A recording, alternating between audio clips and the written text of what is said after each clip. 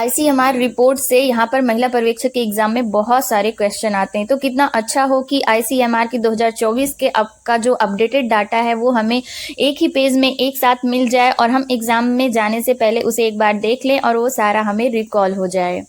श्री शिवाय नमस्तुभ्यम फ्रेंड्स। तो कैसे हैं आप सब? आई होप आप लोग अच्छे होंगे, मैं भी अच्छी हूँ और बहुत अच्छे से आप लोगों की पढ़ाई चल रही होगी।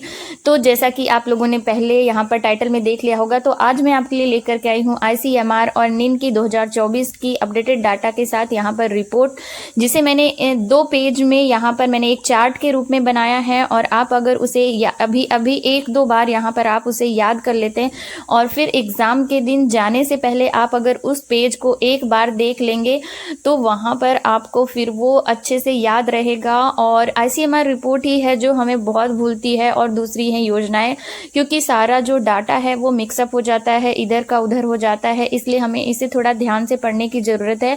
और इसको याद करने का सबसे अच्छा तरीका है कि इसे हम बार बार देखें और एक साथ हमारी नज़रों के सामने सारा डाटा आ जाए, क्योंकि अगर हम अलग अलग पेज पे पढ़ते हैं ना तो फिर वो थोड़ा सा और कंफ्यूजिंग हो जाता है। और अगर हम एक साथ एक नज़र में सारा डाटा देख लेते हैं तो हमें ये समझ में आ जाता है कि कहाँ पर हम किस चीज़ को मिस मैच कर रहे हैं, किसको हम इधर उधर कर दे रहे हैं। तो एक नज़र में जब हम उसे देख लेते हैं तो वो बहुत अच्छे से हमारे दिमाग में बैठ जाता है। और जो कन्फ्यूजन होता है, मेन वो कन्फ्यूजन नहीं होता है कि अरे ये इसका था कि इसका था, कैल्शियम कितना था, मैग्नीशियम कितना था, मैग्नीशियम का कैल्शियम में आ जाता है, कैल्शियम का मैग्नीशियम में आ जाता है, जिंक का उसमें आ जाता है। तो ये सारा डाटा आज मैं आपको एक चार्ट के रूप में यहाँ पर दिखाने वाली हूँ।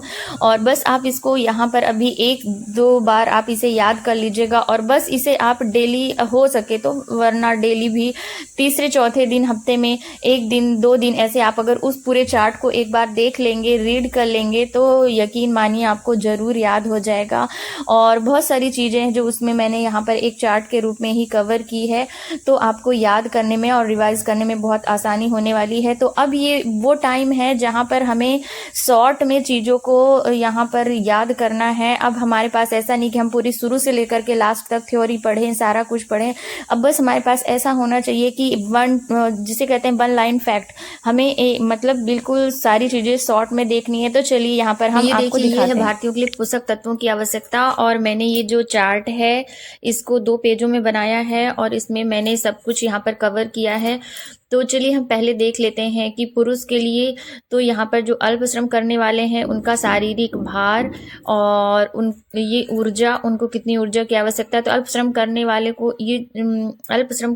को ये देखिए 2110, अधिक श्रम करने वाले को 2710, बहुत अधिकतम श्रम करने वाले को यहाँ पर 3470। फिर इनको देख लीजिए, प्रोटीन की आवश्यकता 54, और यहाँ पर रेशा जो फाइबर होता है उसकी 30, 40, 50।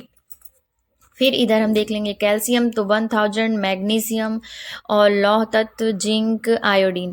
इनमें से देखिए ये जो एनर्जी है ये है किलो कैलोरी पर डे, और ये जो प्रोटीन है ग्राम में, बाकी जो यहाँ पर ये जो खनिज हैं ये यहाँ पर मिलीग्राम में है, और जो आयोडीन है ये हमें माइक्रोग्राम में लेना है, मीन्स इसकी जो यूनिट है वो माइक्रोग्राम में है। तो चलिए यहाँ पर एक साइड हम इस साइड लिख लेंगे किनको किनको, तो इनको स्तनपान के दौरान, और फिर ये बच्चे हैं। और इस साइड ऊर्जा का शारीरिक भार उनका क्या होना चाहिए, एक जो नॉर्मल आदर्श जो आइडल की बात कर रहे हैं वो है। और फिर ये ऊर्जा, प्रोटीन, रेशा, कैल्शियम, मैग्नीशियम, लौह तत्व, जिंक और ये आयोडीन। तो अगर आप इस तरह से ना चार्ट बना करके एक साथ पढ़ेंगे तो आपको कन्फ्यूजन नहीं होगा और रिवाइज करने में भी बहुत आसानी होगी। लास्ट एग्ज़ाम जाने से पहले एक दिन पहले या उस दिन भी आप, अगर आपको टाइम रहता है तो एक बार आप एक नज़र इस चार्ट को देख लेंगे तो फिर वहाँ पर आप बिल्कुल सही वहाँ पर आप टिक करने वाले हैं। तो चलिए देख लेते हैं कि यहाँ पर, तो जैसा कि आप एनर्जी देख लेते हैं हम पहले एनर्जी के बारे में। तो पुरुष के लिए तो आपने देख लिया 2110, 2710, 3470, और फिर महिला जो अल्प श्रम करने वाली महिला के लिए हो जाएगा 1660, 2130, और अधिक श्रम करने वाली को, बहुत अधिक श्रम करने वाली को 2720। फिर गर्भवती महिला को प्लस 350। फिर स्तनपान के दौरान आप देख सकते हैं जो महिलाएं, जो धात्री महिला है, जो अगर 0 से 6 माह के बच्चे को जो स्तनपान कराती है उनको प्लस 600 कैलोरी। किलो कैलोरी, और 7 से 12 माह को जो स्तनपान कराती हैं उनको प्लस 520 किलो कैलोरी। फिर यहाँ पर देख लीजिए बच्चों को कितनी ऊर्जा की आवश्यकता होती है, तो 0 से 6 माह को 530, और 7 से 12 माह को 680, 1 से 3 वर्ष को 1110, और 4 से 6 वर्ष को 1360।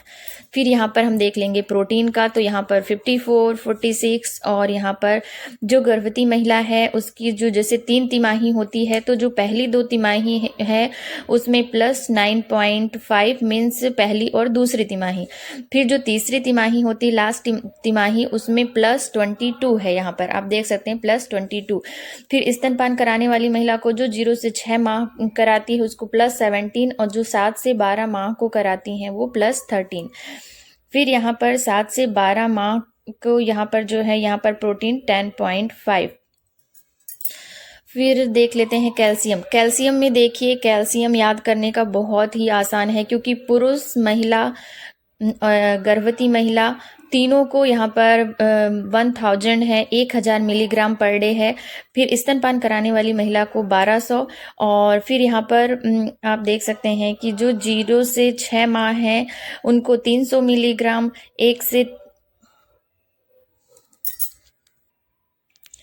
और 7 से 12 को भी 300, और 1 से 3 वर्ष को 500।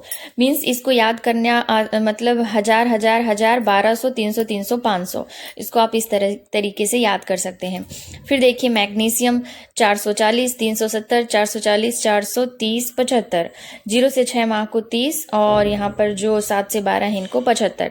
फिर आयरन आप देख लीजिए 19, 29, 27, 23, 3, 8। आप अगर ऐसे चार्ट बना लेंगे ना, और फिर चार्ट बनाने के बाद अगर आपको ये याद रहेगा कि इस कॉलम में ऐसा है, फिर आप इसको ऐसे रो वाइज याद करेंगे तो वो याद हो जाता है बहुत आसानी से। फिर देख लीजिए जिंक यहाँ पर पुरुष को 17, महिला को 13.2, और गर्भवती महिला को 14.5, और स्तनपान कराने वाली महिला को 14.1। और फिर यहाँ पर जो 7 से 12 मंथ के बेबी हैं उनको 2.5, और 1 से 3 ईयर्स के बच्चों के लिए 3.3 जिंक। और इसी तरह से आयोडीन भी आप देख सकते हैं 140, 140, 220, 280 स्तनपान कराने वाली महिला को 1000, 0 से 100 है आयोडीन। 0 से 6 माह के बच्चे को, 7 से 12 माह के बच्चे को 130, और 1 से 3 वर्ष के बच्चे को यहाँ पर 90 माइक्रोग्राम पर डे। ये हो गया। तो इस तरह से आप अगर चार्ट बना लेंगे तो वो आपको बहुत आसानी होगी रिवाइज करने में भी और याद करने में भी। और ऑफ कोर्स ये एक बार याद करने से आपको याद नहीं होगा। आपको ऐसा लगेगा जैसे आप एक बार याद करेंगे ना तो आपको लगेगा कि आपको याद हो गया है, लेकिन नेक्स्ट डे जब आप सोचेंगे इसको तो वो आपको ऐसा लगेगा कि सब कुछ मिक्स हो रहा है। तो ये चीज़ें, ये जो कन्फ्यूजन है ये कैसे दूर होगा, बार बार इसको आप दिन में एक बार आप इस पेज को खोल करके देख लें और ऐसे रीड कर लें। और फिर इसके बाद जब भी आप टेस्ट देंगे और फिर टेस्ट में जब आप उस क्वेश्चन का आंसर सॉल्व करेंगे, भले आप गलत करें या सही करें, अगर आप गलत करेंगे और फिर आप देखेंगे कि उसका सही ये था तो फिर वो आपको वो चीज़ें उस तरह से याद होती जाएंगी। तो बस इनको आपको यही है कि बार बार इसको रिवाइज करना है और ऐसे एक चार्ट टाइप में बना लेना है, तभी ये आपको यहाँ पर याद होने वाले हैं। तो आई थिंक आज का ये मेरा वीडियो आप लोगों को काम ज़रूर आया होगा। तो अगर मेरा आज का वीडियो थोड़ा सा भी अच्छा लगा हो तो इसे लाइक और शेयर करना बिल्कुल ना भूलें, और अगर चैनल पर पहली बार आएँ तो सब्सक्राइब कर लें और साथ ही बेल आइकन को भी प्रेस कर दें, जिससे मेरे आने वाले नए वीडियो MP महिला सुपरवाइजर से रिलेटेड आपको सबसे पहले मिलें। तो चलिए मिलते हैं नेक्स्ट वीडियो में, तब तक के लिए bye bye, take care friends.